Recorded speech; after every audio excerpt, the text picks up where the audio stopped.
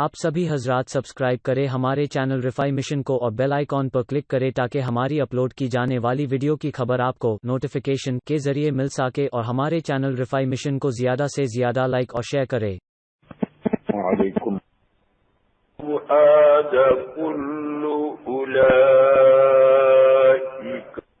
کے ساتھ ادھر ادھر کی دوڑ بھاگ اور دعوتوں کا اسرار پہم یہ بھی میرا ساتھ چھوڑنے کو تیار نہیں ہے۔ سفر در سفر ہے پسر خوب تر، یہی کیفیت میری بنی ہوئی ہے، اور میں تھک کر چور ہوں۔ مریض کو یوں ہی کچھ راحت کی ضرورت ہوتی ہے، لیکن لوگ سمجھتے ہیں کہ راحت اسی میں ہے کہ انہیں دوڑایا جائے۔ جو کچھ بھی ہو، میں تکلف کے ساتھ تو کچھ نہیں کہتا۔ بیان حقیقت کے طور پر یہ بات میں نے اجمالاً عرض کر دی۔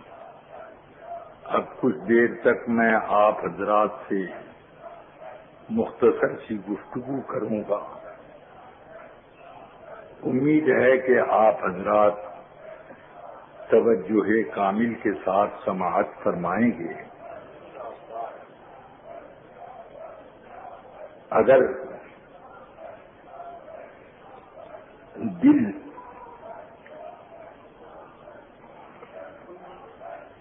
بارگاہ رسالت صلی اللہ علیہ وسلم کی طرف متوجہ ہو تو ایک بار پھر نذرانے درود و سلام بارگاہ سید الانام میں پیش کر لیں۔ اللہم صل علی سیدنا و مولانا محمد معدن الجود والکرم وعلى آلہ واصحابہ وبارک وسلم۔ رفیقان گرامی اور عزیزان ملت اسلامیہ، اللہ کے رسول سرور کائنات صلی اللہ علیہ وسلم نے مستقبل کے بہت سارے حالات، خطرات، گمراہیاں، بدعقیدگیاں اور گمراہ کن فرقوں کا ذکر فرما دیا ہے، اور قیامت کی علامتوں کا اس انداز میں تذکرہ فرمایا جس سے بالکل واضح ہوتا ہے کہ آپ مستقبل کے سارے حالات کو اس طرح سے مشاہدہ فرما رہے تھے جیسے اپنی ہاتھ کی ہتھیلی دیکھتے ہیں۔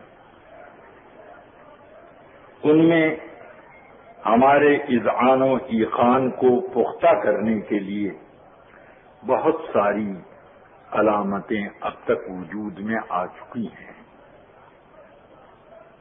جس سے ہم یہ یقین کر سکتے ہیں کہ آقا کائنات کے فرمان میں کوئی تبدیلی واقع نہ ہوئی اور نہ ہوگی۔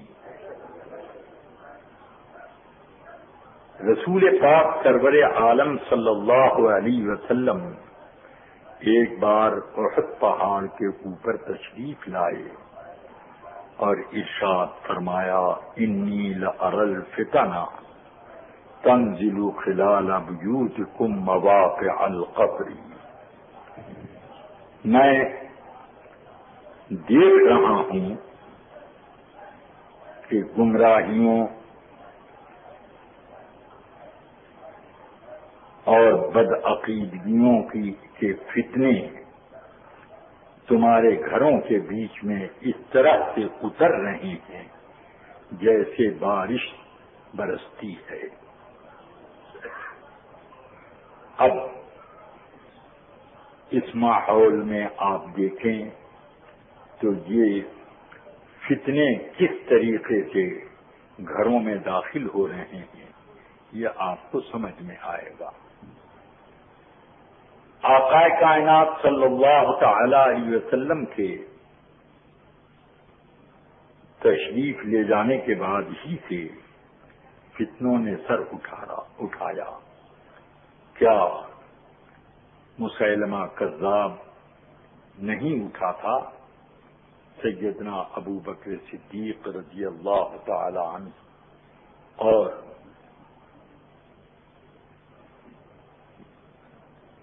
اہل حل و عقد صحابہ کرام نے یہ فیصلہ کیا کہ اس کی سرکوبی ضروری ہے، اور چنانچہ یمامہ کی ایک شاندار جنگ لڑی گئی جس میں بہت سے صحابہ کرام شہید ہوئے، مگر مسیلمہ اور اس کے ماننے والوں کا صفایا کر دیا گیا۔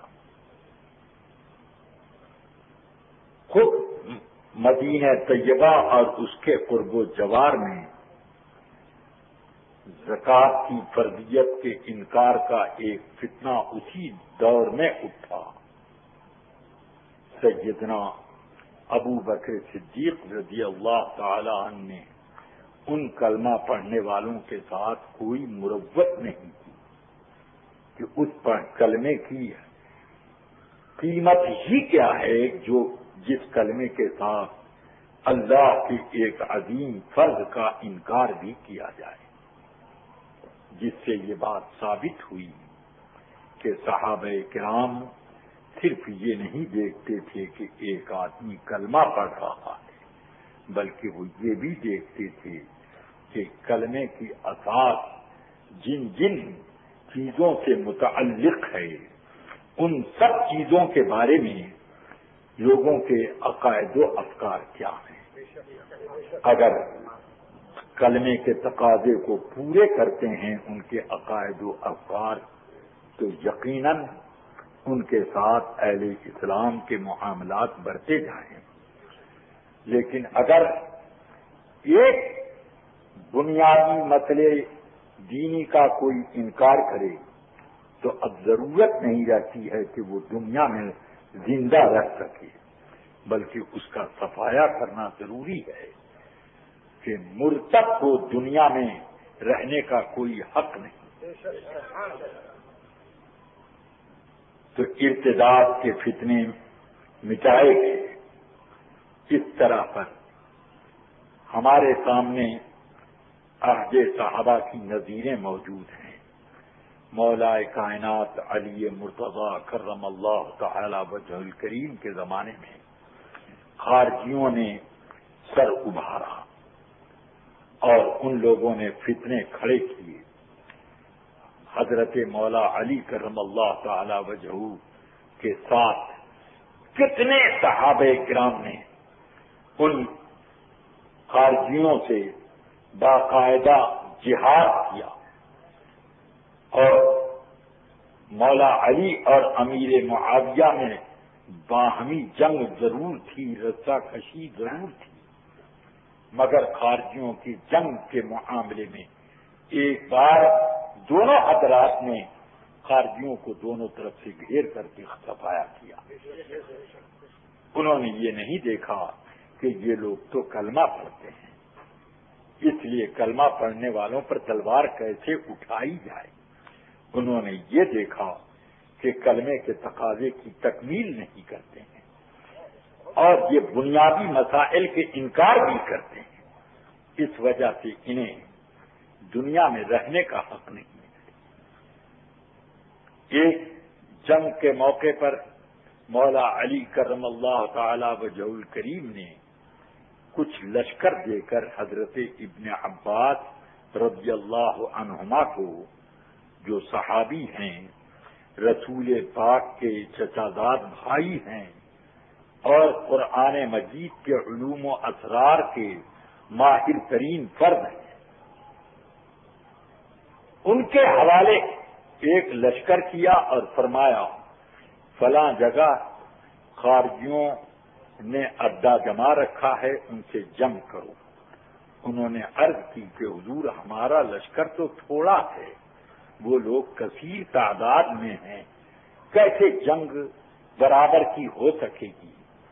فرمایا جاؤ تم جنگ کرو، میں نے خود اپنے کانوں سے رسول پاک صلی اللہ علیہ وسلم سے اس جنگ کے بارے میں سنا، فرماتے تھے کہ ان میں سے 20 کے سوا کوئی 21واں بھی بچ نہ پائے گا، اس لیے تم جاؤ کامیاب رہو گے۔ سیدنا عبداللہ ابن عباس رضی اللہ تعالی عنہما اپنا لشکر لے کر پہنچے، جم کر جنگ ہوئی، خون کی ندیاں بہنے لگیں۔ پھر ایک مرحلہ وہ آیا کہ اب جب وہ خارجیوں کو بھاگنے کی جگہ نہ ملی تو ایک طرف دریا تھا، اس میں انہوں نے چھلانگ لگا دی۔ تو سیدنا عبداللہ ابن عباس کہتے ہیں کہ میں نے ان میں سے 20 کو گنا کہ وہ دریا کے پار جا سکے اور باقی سب ڈوب کر کے ختم ہو گئے۔ جس طرح رسول پاک صلی اللہ علیہ وسلم نے مولا کائنات کو بتایا تھا ویسے ہی ہوا۔ میں یہ پوچھنا چاہتا ہوں کہ ان صحابہ کرام کا دل کیوں سخت ہو گیا تھا ان کلمہ گو لوگوں کے معاملے میں، اور ان لوگوں نے کلمے کی بنیاد پر ان لوگوں کے ساتھ کسی اتحاد کو کیوں نہیں قبول کر لیا، کیوں نہیں ان کے ساتھ مروت برتی؟ معاملہ صرف یہ ہے کہ ہم صلح کرتے ہیں تمام معاملات میں، اور جب ایک معاملے میں بھی دین کی بنیاد ہلنے لگتی ہے تو اب صلح کا امکان ختم ہو جاتا ہے۔ اس لیے رفیقان ملت، اس تمہید کے بعد اب آپ سمجھ لیں کہ یہ دور فتنوں کا دور ہے، ایسے فتنوں کا دور کہ رسول کریم صلی اللہ علیہ وسلم نے ارشاد فرمایا کچھ لوگ تمہارے سامنے آئیں گے کہ ان کی شکل و صورت اور ان کا ظاہر بڑا ہی دلکش ہوگا، وہ قلوبہم ضیاء، اور ان کے دل بھیڑیے ہوں گے۔ وہ بھیڑیے کیا ہوں گے؟ گوشت نوچنے کے لیے نہیں، وہ بھیڑیے وہ ایمان کھانے والے بھیڑیے ہوں گے۔ اس لیے ان کی باتیں بڑی میٹھی ہوں گی اور ان کا انداز بڑا ہی دلکش ہوگا، اور اپنے جبے اور قبے کے معاملے میں بڑے ہی نمایاں نظر آئیں گے، مگر ان سب کو نہ دیکھو، ان کے دل میں بھی اتر کر کے دیکھو، اس لیے وہ بھیڑیے ہی نظر آئیں گے، اور جب موقع پڑے گا تمہارے ایمان پہ ڈاکہ ڈالیں گے۔ تو اس لیے اس زمانے میں ایک فساد بہت زبردست پیدا ہو گیا، وہ فساد صلح کلیت کا۔ سب کو بالکل صحیح کہتے ہیں، کوئی ان میں غلط نہیں ہے، سب صحیح ہیں، اور اس وجہ سے اب سب صحیح ہیں تو مجھے یہ بات سمجھ میں نہیں آتی کہ اب رسول پاک بے مثل و بے مثال ہیں، رسول پاک ہمارے جیسے بشر ہیں، یہ بھی صحیح وہ بھی صحیح، یہ کیسے؟ رسول پاک اللہ کے نائب مطلق ہیں، اللہ نے انہیں با اختیار بنایا، اور رسول اللہ صلی اللہ علیہ وسلم تو اتنا بھی اختیار نہیں رکھتے کہ وہ ایک جگہ ایک تنکا ہلا سکیں۔ تو اب ذرا سوچو دونوں باتوں میں کیسے اتحاد ہو سکتا ہے؟ رسول اللہ صلی اللہ علیہ وسلم کو اللہ نے غیب کے علوم دیے تھے اور رسول اللہ کو دیوار کے پیچھے کا علم بھی نہ تھا، کیا یہ دونوں باتیں ایک ہی شخص تسلیم کر سکتا ہے؟ اس کا مطلب یہ ہے کہ آج ایک یہ گروپ ایسا پیدا ہوا ہے صلح کلی، صلح پسند کرنے والا، جو صرف اور صرف یہ چاہتا ہے کہ سب کا ایمان ملیا میٹ کر دیا جائے، کہ آدمی اس کو بھی صحیح مانے اس کو بھی صحیح مانے، جنت بھی جنت ہے اور جہنم بھی جنت ہے، سب کو اگر جنت ہی کرتا جائے تو پھر بچے گا کیا؟ ایمان بھی ایمان ہے اور کفر بھی ایمان ہے، تو پھر میری سمجھ میں نہیں آتا کہ ایمان اور کفر کے درمیان دوری کیسی ہے اور دونوں میں مخالفت کیسی ہے۔ تو ہر آدمی جب صاحب ایمانی ہو گیا تو کیا ہوگا؟ اس لیے میرے آقا سرور کائنات صلی اللہ تعالی علیہ وسلم ارشاد فرماتے ہیں کہ ایک وقت آئے گا ایسا کہ یصبح الرجل مؤمنا ویمسی کافرا ویمسی الرجل مؤمنا ویصبح کافرا، صبح کے وقت آدمی مومن ہوگا، شام آتے آتے کافر ہو جائے گا، اور شام کے وقت کوئی مومن ہوگا تو صبح ہوتے ہوتے وہ کافر ہو جائے گا۔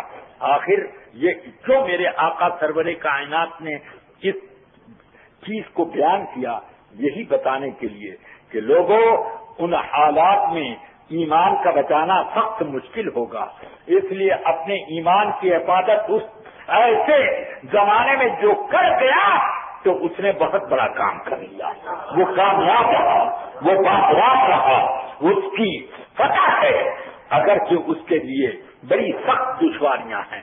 میرے آقا صلی اللہ علیہ وسلم ارشاد فرماتے ہیں وقت آئے گا کہ القائم علی الحق کالآخذ فی کفہ الجمر، کہ حق پر قائم رہنے والا اتنی مشکلات میں ہوگا جیسے دہکتا ہوا انگارہ اپنی مٹھی میں لیے ہوئے ہے۔ ذرا سوچو کیسی مشکلات کا وقت ہوگا کہ دہکتا ہوا انگارہ اس کی مٹھی میں ہے۔ میرے آقا سرور کائنات صلی اللہ علیہ وسلم کی یہ حدیث بھی پڑھ لو، ارشاد فرماتے ہیں یوشک ان یکون خیر مال المسلم غنما یتبع بها شعف الجبال ومواقع القطر یفر بدینہ من الفتن۔ رسول پاک صلی اللہ علیہ وسلم ارشاد فرماتے ہیں کہ مسلمانوں کا ایک زمانہ آئے گا کہ مسلمانوں کا سب سے قیمتی مال اس کی بکریاں ہوں گی، نہ بینک بیلنس اس کا قیمتی مال ہوگا، نہ اس کی پراپرٹیاں قیمتی مال ہوں گی، نہ اس کی فیکٹریاں قیمتی مال ہوں گی، نہ اس کی تجارتیں قیمتی مال ہوں گی، نہ اس کے باغات اور کھیتیاں قیمتی مال ہوں گے، جو کچھ نہیں، سب سے زیادہ قیمتی مال اس کی بکریاں ہوں گی کہ ان بکریوں کو لے کر وہ پہاڑ کی چوٹیوں پر اور بارش کی جگہوں پر بھاگے گا، اپنا دین بچا کر بھاگے گا، دین بچا کر لے جائے گا، بس ان بکریوں کے دودھ پر اپنی جان کی حفاظت کرے گا اور کنارے رہ کر کے اپنے دین کی حفاظت میں مشغول رہے گا۔ اب ذرا آپ سوچو اتنی کٹھنائیاں آنے والی ہیں۔ یہ دور اگرچہ وہ ابھی نہیں شروع ہوا مگر اس کے علاوہ کچھ ایسے حالات پیدا ہوتے جا رہے ہیں کہ اس دور کے آنے میں کوئی زیادہ دیر نہیں ہے۔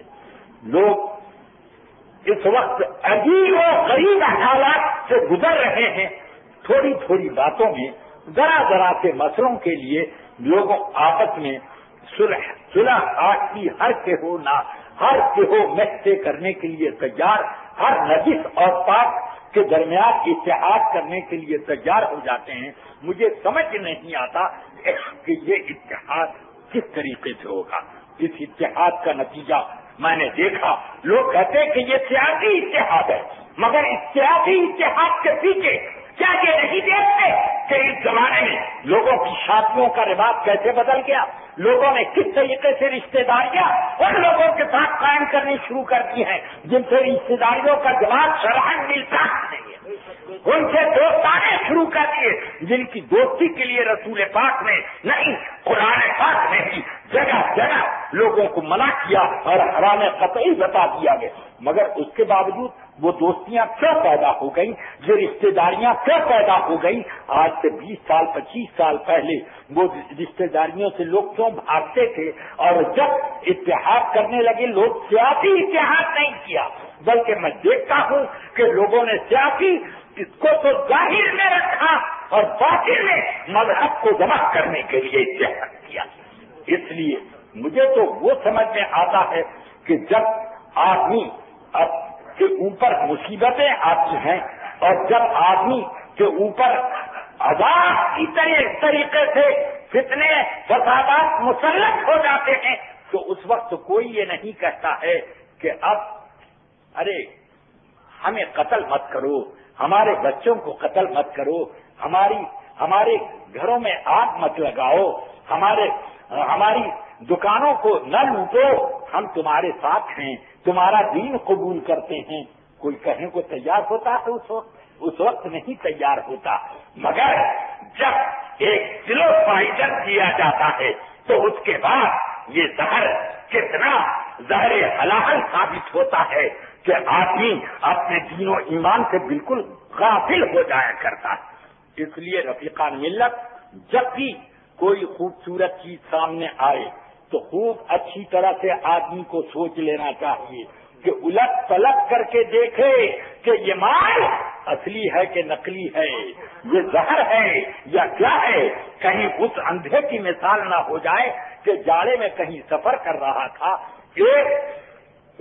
ایک چکنا سپاٹ سانپ وہاں اس کو کہیں نظر آیا، وہ نظر آئے کہتے ہیں اس کے ہاتھ میں آیا. اس نے دیکھا بڑی عمدہ قسم کی یہ چھڑی ہے، بڑی چکنی سپاٹ ہے. ایک ہتھیارا تھا، کہنے لگا ارے اس کو چھوڑ دے، یہ سانپ ہے سانپ. کہ ہاں میں سمجھتا ہوں تو مجھے دھوکہ دے کر کے خود اس کمچی کے اوپر اپنا تسلط جمانا چاہتا ہے. میں چھوڑوں گا نہیں، یہ میرے ساتھ رہے گی. یہ کمچی بڑی خوبصورت معلوم ہوتی ہے، ٹٹولنے میں بڑی چکنی اور سپاٹ ہے. جب دھوپ کی شعاعیں پڑی اور اس سانپ کے اندر ذرا سی حرارت پیدا ہوئی تو اس نے جو ڈٹا ہے اس اندھے کو کاٹنے لگا. کہنے لگا اب وہ آنکھ والا کہ پہلے ہی میں تجھے سمجھاتا تھا تو نہیں سمجھا، کہ اب کیا سمجھ کے کروں گا، اب تو مجھے اس نے کاٹ ہی لیا، اب سارے جسم میں زہر ڈوب گیا، اب مجھے کون بچا سکے گا. تو یہی کیفیت تمہاری نہ ہو جائے. ہم اس لیے پہلے ہی سے اس بات کی تنبیہ کر دیتے ہیں کہ تم دین کے معاملے میں وہ بصیرت نہیں رکھتے ہو جو بصیرت ہم رکھتے ہیں. دین کے معاملے میں آخرت کو تم اتنا زیادہ نہیں پہچان سکتے جتنا ہم پہچانتے ہیں. ہر حال کو الٹ پلٹ کر کے دیکھنے کا ہمارا خوب تجربہ ہے. ہم آدمی کے ظاہر اور باطن کے اوپر گہری نظر رکھا کرتے ہیں. مگر عجیب قیامت آ گئی کہ آج کل کے سنی عوام اپنے علماء پر اعتماد کم کرتے ہیں. بد مذہب اپنے جاہل علماء پہ تو اعتماد کلی رکھتے ہیں کہ ان کے سامنے وہ گناہ کہتا رہے اور یہ جی حضور کرتے رہیں گے، ان کے سامنے وہ جو بھی کرے وہ ہوگا. ابھی چند دنوں پہلے کی بات ہے کہ منگلور کے قریب اڑپی میں ہم سنیوں کا غیر مقلدوں سے مناظرہ طے ہوا. جب انہیں معلوم ہوا کہ ضیاء المصطفیٰ بھی آ رہا ہے تو ان لوگوں نے کہا کہ ہمارے علماء تیار نہیں ہیں، انہوں نے انکار کر دیا ہے، لہذا شرائط میں جو ہرجانہ دینے کا طے تھا وہ 1,00,000 روپیہ ہرجانہ آپ لے لیجئے، مناظرہ ہم نہیں کریں گے. ہمارے علماء نے انکار کر دیا ہے. ان کے عوام میں سے ایک آدمی نے نہیں کہا کہ تم مناظرہ نہیں کرو گے، ذبح کر دیں گے، چلو چل کر کے مناظرے کے اسٹیج پر کھڑے ہو جاؤ. کوئی بھی ان میں سے نہیں بولا. اگر یہی معاملہ کوئی سنی عالم کہہ دیتا کہ بھائی میری طبیعت خراب ہے میں مناظرہ نہیں کر سکتا تو لوگ کہیں گے کہ طبیعت خراب ہو کہ نہ ہو مناظرہ کرنا پڑے گا.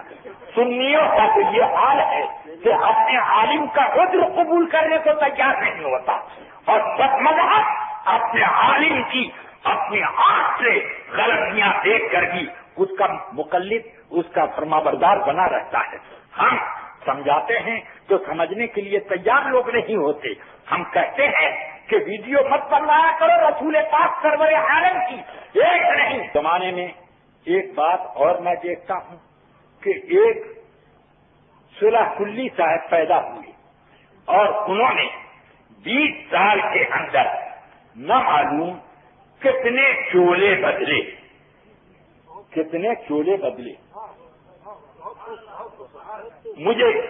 میں ان کا جائزہ لیتا رہا مگر کچھ سمجھ میں نہیں آیا کہ یہ کون سا بہروپیہ ہے کہ جو دیکھو اس روپ میں نظر آتا ہے، ہر روپ میں نظر آتا ہے.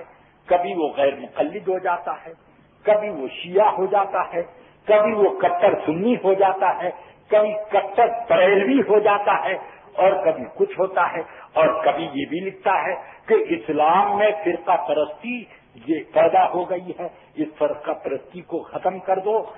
قبر میں کسی سے یہ نہیں پوچھا جائے گا کہ تم بریلوی ہو کہ دیوبندی ہو کہ اہل حدیث ہو کہ شیعہ ہو، یہ کسی سے نہیں پوچھا جائے گا۔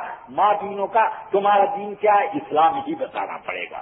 مگر سنو، یہ اسلام تو ضرور بولے گا، سب ہی اپنے کو اسلام کے نام سے موسوم کرتے ہیں، سب اپنے آپ کو اسلام کے نام سے موسوم کرتے ہیں، چاہے وہ کوئی بھی ہو، شیعہ ہو، اہل حدیث ہو، دیوبندی ہو، غیر مقلد ہو، مودودی ہو، یہ ہو وہ ہو، سب اپنے آپ کو اسلام سے۔ مگر جب قبر میں سوال کیا جائے گا تو سب اپنا جواب بھول جائیں گے، اور جواب اسی کو یاد رہے گا جو پکا سچا اہل اسلام ہے، جس کو بریلوی کہا جاتا ہے، جس کو بریلوی کہا جاتا ہے، اسی کو یہ جواب یاد رہے گا، سب کے جوابات گل ہو جائیں گے۔ اسی لیے تو حدیث پاک میں آیا بخاری شریف میں، حضرت اسماء بنت ابی بکر رضی اللہ تعالی عنہا فرماتی ہیں کہ رسول اکرم صلی اللہ علیہ وسلم نے صلاۃ الکسوف ادا کی، اس کے بعد ممبر پہ تشریف لائے، اور ممبر پر آنے کے بعد آپ نے فرمایا انکم تفتنون فی قبورکم مثل فتنۃ المسیح الدجال، تم لوگ اپنی قبروں میں اس طرح سے آزمائشوں میں ڈالے جاؤ گے جیسے کہ آزمائش وہ مسیح الدجال کانا دجال والی جیسی آزمائش اور فتنہ ہوگا، ویسے ہی قبر میں آزمائش پڑے گی۔ تو اب یوتا احدکم، تم میں سے ایک کے پاس حاضری دی جائے گی، یعنی فرشتے آئیں گے اور پوچھیں گے ما تقول فی ھذا الرجل، کیا کہتے ہو اس شخصیت کے بارے میں؟ تو اما المؤمن او الموقن فیقول هو رسولنا هو محمد قد جاءنا بالبينات والهدى فأجبناه واتبعناه هو محمد رسول الله قد جاءنا بالبينات والهدى فأجبناه واتبعناه ثلاثا، 3 مرتبہ ایک ہی جواب فرماتے ہیں۔ وہ یہ کہے گا ارے ان کے بارے میں پوچھتے ہو، ان کے بارے میں پوچھتے ہو، یہ تو ہمارے سرکار محمد الرسول اللہ ہیں صلی اللہ علیہ وسلم، یہ وہی ہیں، ہمارے پاس تو یہ ہدایت کا خزانہ لے کر آئے اور دلائل اور دلیلوں کا گنجینہ لے کر آئے، ہم نے ان کی بات قبول کی اور ہم ان کی پیروی میں لگے رہے۔ تو وہ فرشتے کہیں گے کہ نم صالحا، خوب کامیابی کے ساتھ سوتے رہو۔ وہ امل منافق و ابل مرتاب، منافق اور شکی جب اس سے پوچھا جائے گا تو کہے گا ہاں لا ادری کنت اقول کما سمعت الناس، کہ مجھے پہچان میں تو نہیں آ رہا ہے یہ کون ہے، ہاں ان کے بارے میں لوگوں سے کچھ بات سنتا تھا، میں بھی اسی کو دوہرا دیتا تھا، تو اب گرد ماریں گے وہ فرشتے اور کہیں گے لا تریتا ولا تلیتا، نہ تم نے اپنی کھوپڑی سے کام لیا اور نہ لوگوں کی بات سن کر کے اس کی سچی پیروی کی، اس لیے تو سزا کا مستحق ہے۔ ذرا سوچو کہ یہ بتا رہا ہے کہ قبر میں وہ منافق اپنا جواب بھول گیا، کیوں بھول گیا؟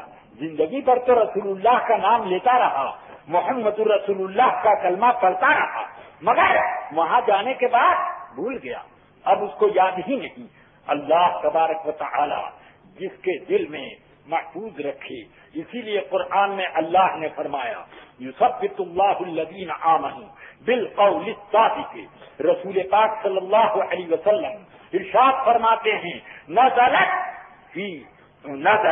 فی عذاب القبر، یہ آیت یثبت اللہ الذین آمنوا بالقول الثابت یہ قبر کے سوالات کے بارے میں اتری ہے کہ اللہ تعالی قول ثابت پر ایمان والوں کو قائم رکھے گا، ان کو جما کے رکھے گا اور باقی سبوں کو چھوڑ دے گا، پھسا جائیں گے، ان کا پتہ ہی نہیں چلے گا۔ ایمان والوں کو سلامت رکھے گا۔ تو اے ایمان والوں، اپنے ایمان کی یہاں حفاظت کرو تو اللہ تمہاری یادداشت کی وہاں حفاظت کرے گا۔ اور اگر تم نے یہاں اس یادداشت کی طرف سے غفلت برتی تو اللہ تعالی اپنا ذمہ کرم اٹھا لے گا، اب تمہیں یاد نہ دلائے گا۔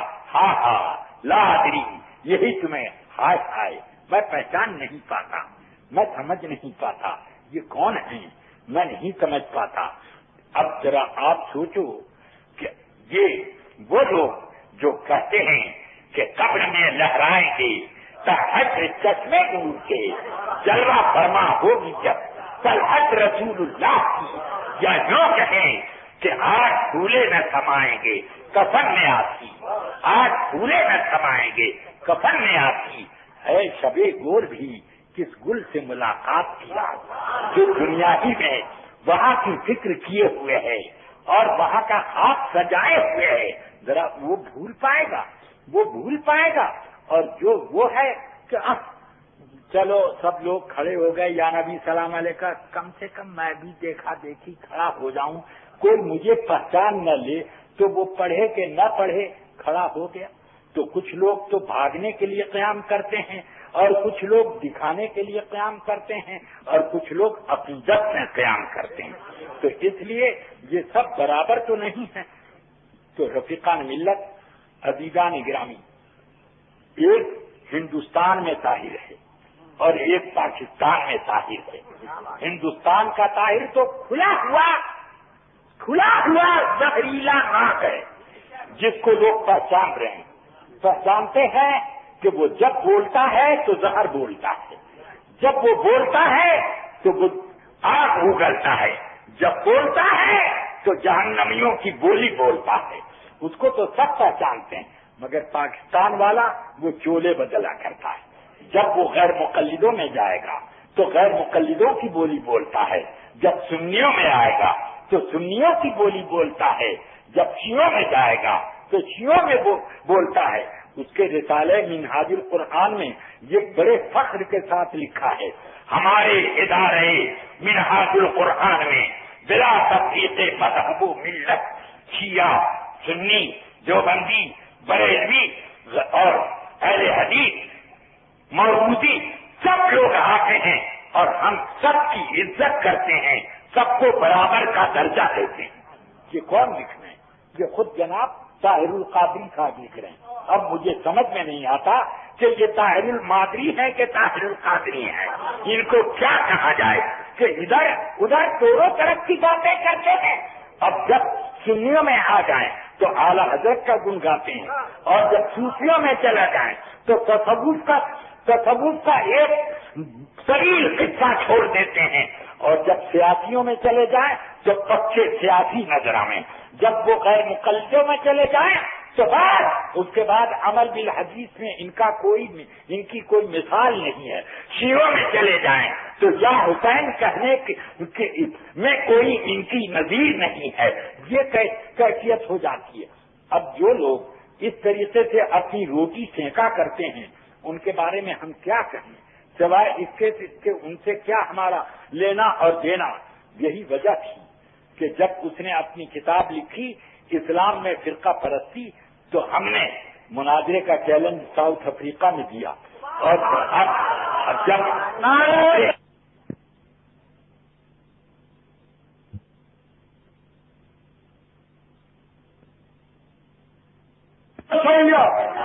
علامہ جان مصطفیٰ صاحب سے ملا، پہلے ہم نے شرائط مناظرہ کے لیے دعوت دی، اس کے لیے وہ تیار نہیں ہوئے اور کہنے لگے کہ ہاں ہماری ہوگی مناظرہ اور جو کچھ ہم آپ کو سوالات کر لیں گے۔ تو اب گرے اسٹریٹ کی جامع مسجد جو ہے وہاں، اس میں یہ بات طے ہوئی۔ اب اس میں ہم لوگ دربن میں گرے اسٹریٹ کی مسجد میں بھی جمع تھا، حضرت علامہ اظہری صاحب بھی تھے اور بہت سے سنی علماء تھے، اور پھر یہ بھی اپنے بہروپیہ لوگوں کے ساتھ تھے. اب اس کے بعد یہ طے ہوا کہ اب ہمارے اور آپ کے درمیان مناظرہ ہوگا. ہماری طرف سے ضیاء المصطفیٰ رہیں گے اور آپ کو اپنا اسلام ثابت کرنا پڑے گا اور علامہ آپ کے کو کافر ثابت کریں گے. کیا مجھے اپنا اسلام ثابت کرنے کی کیا ضرورت؟ دیکھ لو میں لا الہ الا اللہ محمد رسول اللہ پڑھ رہا ہوں, لا الہ الا اللہ محمد رسول اللہ پڑھ رہا ہوں. بس یہی کہا. اور اس کے بعد کسی نے مجمع میں سے ڈانٹ کر یہی کہا کہ چپ. تو بس اتنے میں کود کر کے وہاں سے بھاگے اور اخبار میں رپورٹ نکلی کہ مسجد کا دروازہ بھی بند تھا اور کوئی بھاگنے کا راستہ نہیں تھا کہ اتنے میں یہ ایک آدمی کے کاندھے پہ چڑھے اور مسجد کی دیوار پر پہنچ گئے اور اس پر چھلانگ لگا دی. تو یہ تو ہیں جناب والا جن سے مناظرہ کرنا تھا, جن کو مناظرہ کرنا تھا. اگر سچائی پر تھے تو ہمارے اعتراضات کا جواب دیتے. بالکل ابھی مناظرہ شروع ہونے ہی کو ہے کہ آپ نے راہ فرار اختیار کر لی. یہ اس بات کی کھلی دلیل ہے کہ ان کو اصل میں اپنا پول کھولنا پسند نہیں ہے, اپنا پول کھولنا پسند نہیں ہے. تو اس لیے آپ اگر ان کا کوئی کیسٹ وغیرہ سنتے ہو تو اس بھرے میں مت آنا. یہ ایسے لوگ بہت پیدا ہوئے ہیں اور ہوتے رہیں گے.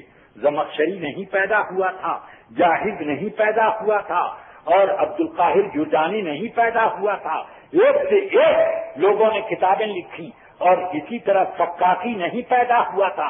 ان لوگوں نے عربی ادب میں ایسے ایسے جوہر دکھائے اور پھر ان لوگوں نے خود اپنے نئے طریقے کے اسلام کو, معتزلیت کو بہت پروان چڑھایا. لیکن اس کے بعد رزلٹ کیا نکلا کہ وہ سب کے سب مٹی میں مل گئے, پابند ہو گئے. آج معتزلی نام کا کوئی فرقہ دنیا میں نظر نہیں آتا ہے مگر ان کے وارث اب بھی موجود ہیں, چاہے وہ دیوبندی ہوں, چاہے وہ غیر مقلد ہوں, چاہے کچھ بھی ہوں. اب میں بات اگر غلط کہہ رہا ہوں تو مجھے آپ بتاؤ کہ ابن تیمیہ کب سے رحمت اللہ علیہ رضی اللہ عنہ ہو گیا؟ ابن تیمیہ جو خدا کو ایک جسم مانتا ہے اور وہ یہ کہتا ہے کہ اللہ عرش پر بیٹھا ہوا ہے اپنے جسم کے ساتھ, جو یہ کہتا ہے اللہ کے دو ہاتھ ہیں.